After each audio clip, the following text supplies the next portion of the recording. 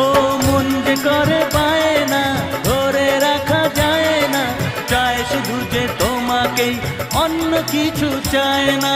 জানাই তোমাকে তা দুটি চোখের ভাষা, এই তো ভালোবাসা।